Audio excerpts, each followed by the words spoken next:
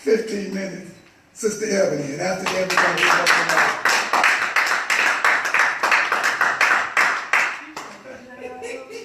I ain't seen that. I ain't seen the word. He went on with the Lord.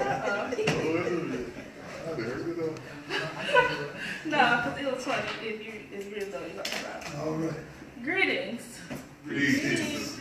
I am Ebonee Stevenson, aka the Elder Millennial. I am the oldest age, I'm 37, so that's the oldest age of a millennial you can be, so. I try to drop my knowledge bombs on these younger millennials like Tahaka, Jaja Shakur over there.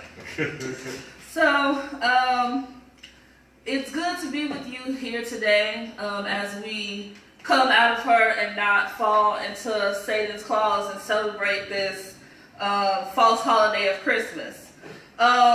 First I wanted to start to talk about just a little bit about the hypocrisy of Christmas. So, Mr. Justice over here alluded to earlier, like the notion of us celebrating the white man.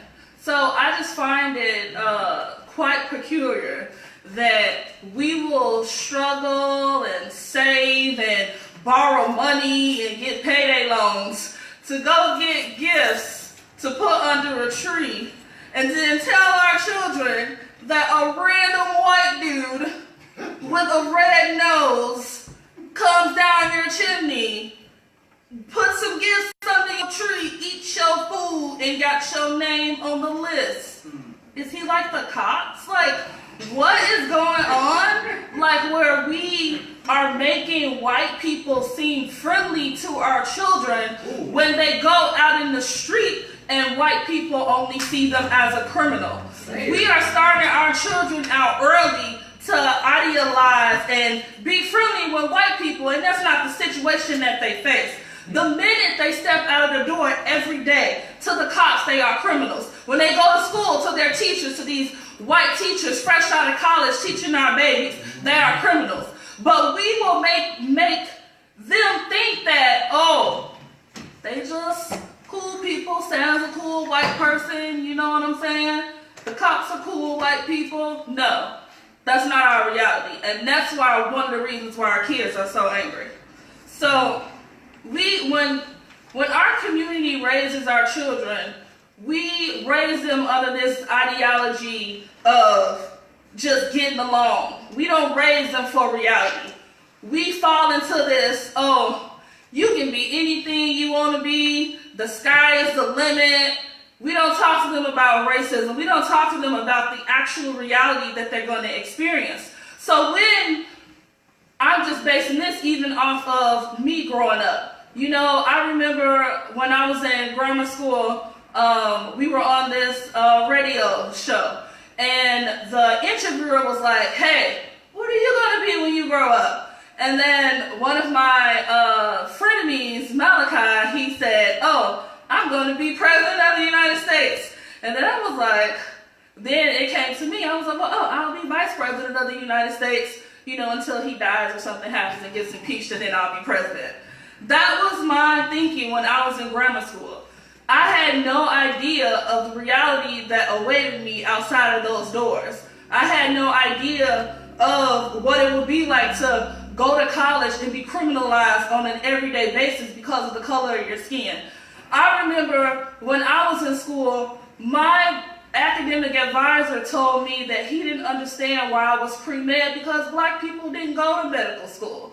Like, these are the realities that our children are facing, but we still do this thing every year where we make white people seem normal, where we make white people seem friendly.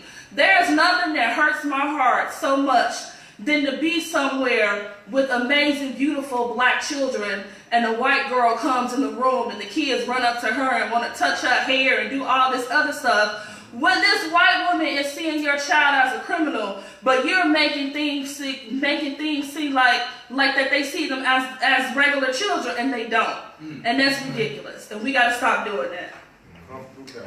Something else that I just find super interesting about Christmas is that we don't celebrate Christmas as the fake holiday that Jesus was born. We celebrate Christmas as this season where retailers make the most money that they make in the whole year. Yes, yes ma'am. And these retailers are making millions. Look, how much money did Amazon make on the Christmas season alone? Billions. If we could get 1% of the money that Amazon made, we could really come out of her, because we could really build some black community somewhat, now could we? Yes, ma'am. But we don't have that ideology.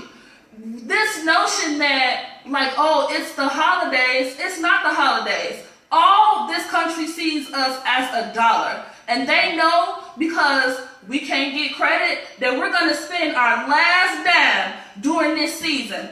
We spend so much money every year that we done put white people through college, we done put the Arabs through college, we done put the Koreans through college, we done put the Vietnamese who do our nails through college, and their whole family, and that doesn't make any sense. And then we wonder, like days later, come January 1st, we like, why we don't have no black grocery store? Because you spent all the money during Christmas and you should have saved it and invested it in the community. That's right. Right. Yeah, tell